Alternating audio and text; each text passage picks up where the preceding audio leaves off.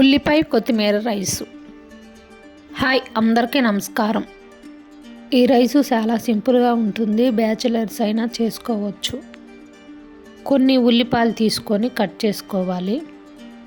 Mixie jar తీసుకొని mixie జార్లో వేసుకోవాలి ఉల్లిపాయలు.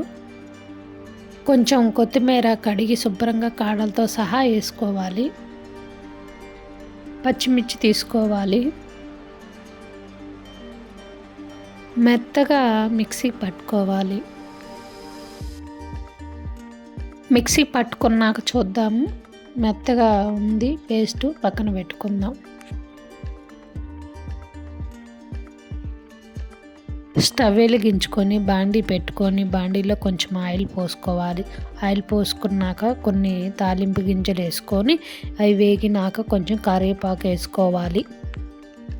మిక్సీ పట్టిన పేస్ట్ని తాలింపులో వేసుకొని వేయించుకోవాలి.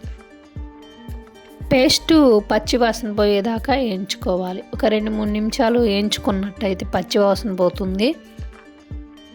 తర్వాత అల్లం చిన్నులపాయ పేస్టు, కారము, సాల్టు, ధనియాల పౌడరు, జీలకర్ర పౌడరు, గరం మసాలా ఇవన్నీ వేసినాక వేయించుకోవాలి. 2-3 నిమిషాలు వేయించుకున్నాక స్టవ్ ఆపుకొని పక్కన పెట్టుకోవాలి. తర్వాత రైస్లో కలుపుకోవాలి.